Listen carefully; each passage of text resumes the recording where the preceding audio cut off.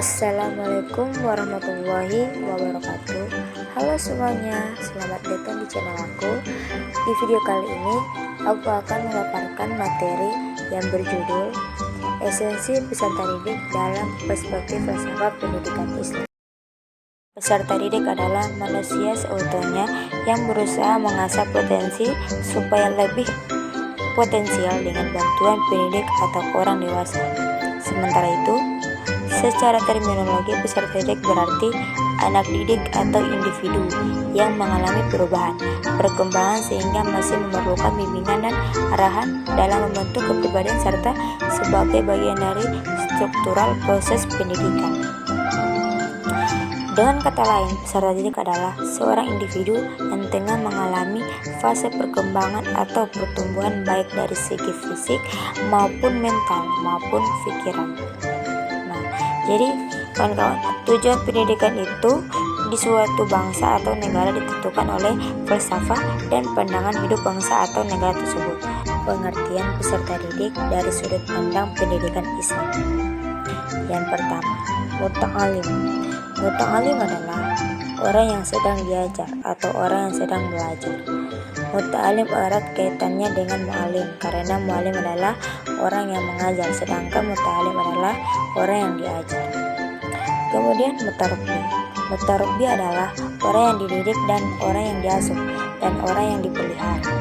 Kemudian muta'adib. Muta'adib adalah orang yang diberi tata cara sopan santun atau orang yang terdidik untuk menjadi orang yang baik dan berbudi. Muta'adib juga berasal dari mu'adib yang artinya mendidik dalam hal tingkah laku peserta didik. Jadi muta'adib adalah orang yang diberi pendidikan tingkah laku. Mendapatkan kejelasan tentang peserta didik haruslah dipandang beberapa hal sudut pandang, yaitu pertama, segi psikologi. Kalau dipandang dari sudut psikologi, bahwa makhluk adalah unsur yang terbentuk dari unsur fisik jasmania dan psikis atau rohania yang berkembang saling mempengaruhi satu sama lain dan tidak terpisah. Kemudian segi pedagogis. Dalam pandangan ini, para ahli memandang peserta didik sebagai animal educatum, makhluk yang memerlukan pendidikan, karena manusia dan segala potensi yang mereka miliki dapat dididik ke arah yang diciptakan. Kemudian yang ketiga, segi religius. Dalam pandangan ini, peserta didik dipandang sebagai manusia yang tergolong makhluk yang berketuhanan, yang mempunyai potensi untuk mengembangkan dirinya menjadi manusia yang bertakwa dan taat serta tunduk kepada Allah. Nah, kemudian kawan-kawan, kita akan masuk di materi tugas dan tanggung jawab peserta didik. Jadi, tugas utama peserta didik adalah belajar, menuntut ilmu dan mempraktekkan ilmu pengetahuan dalam kehidupan sehari-hari.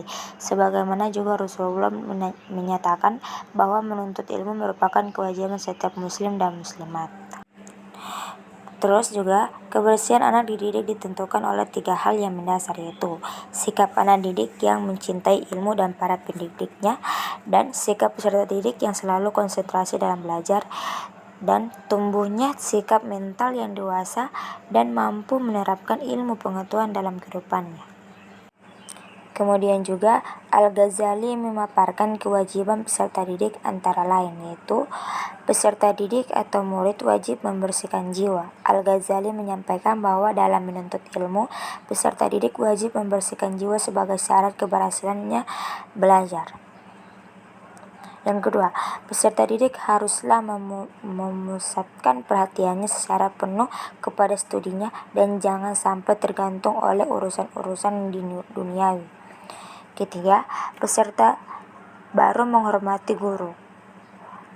Guru atau pendidik merupakan orang yang diserahi kepadanya amanat untuk mendidik. Oleh karena itu, hendaknya peserta didik atau murid memberikan rasa hormat yang tinggi kepada gurunya. Kemudian yang terakhir, peserta didik haruslah menghindarkan diri dari keterlibatan dalam kontroversi dan pertentangan kalangan akademis, apalagi kepada peserta didik yang pemula. Pertentangan yang terjadi akan membingungkan sehingga membuat tidak tertarik lagi dengan studinya. Oke, itulah dari saya. Mohon maaf bila ada salah kata. Sesungguhnya kesempurnaan itu hanyalah milik Allah. Sekian dari saya. Wassalamualaikum warahmatullahi wabarakatuh. Dadah.